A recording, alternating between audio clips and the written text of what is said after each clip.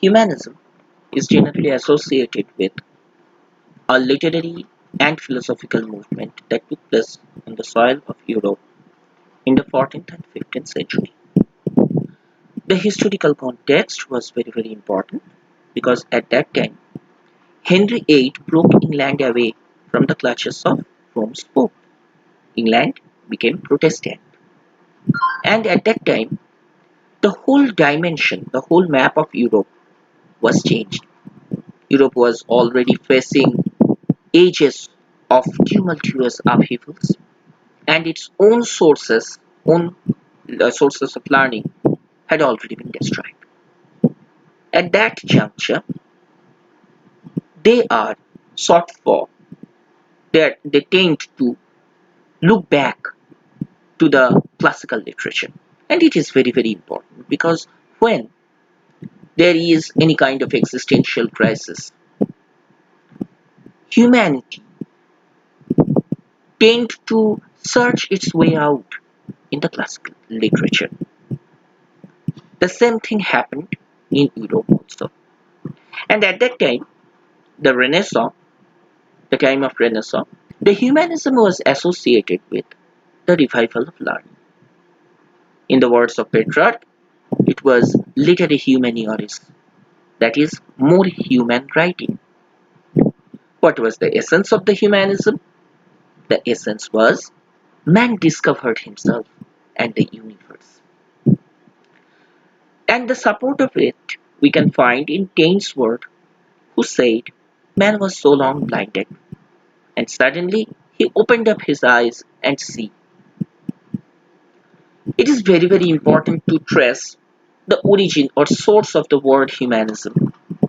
It has its source in the Latin word humanitas, that means search for the perfection in human soul and obviously the development of full potential of man. It means the inquiry for the completeness of humanity, which according to Greek is paideia, which means mankind is in search for some kind of instrument that tends to exhibit his human qualities, the learning that are important. They focus on the learning of liberal arts that can differentiate human from other animals. It is important to mention that humanism has a very long history, a history of thousands of years, and in every part of art, it has its own source, it has its own essences.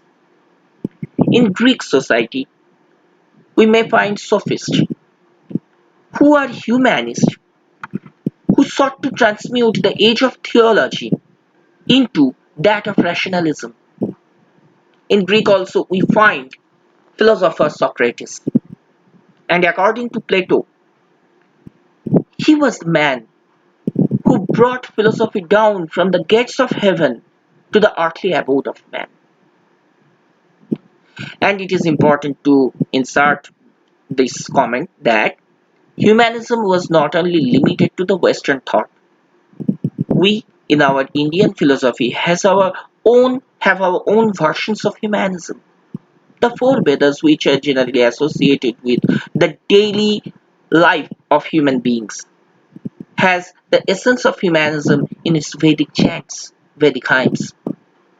In later period, when we have Nyaya, Vaisheshika, Sankhya, Yoga, Mimamsa, or Vedanta, this thing, the search for the inner qualities of human being, it was very evident. The destiny of human being, it was considered with the creation of a good human nature and search for the destiny of human being.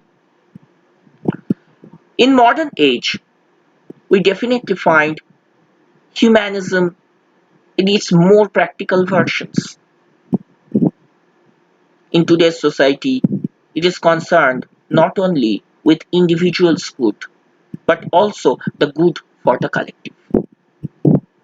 It is dealing with the ways to lead a happy life, not only for an individual, but also for the society as well, for the collective good.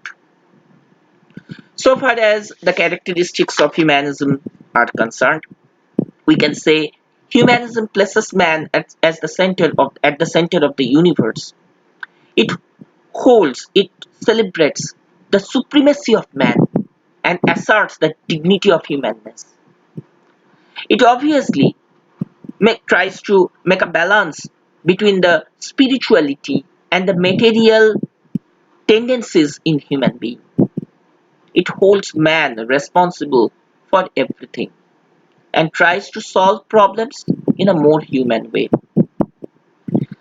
So far as our introduction to humanism is concerned, these are the very basic area.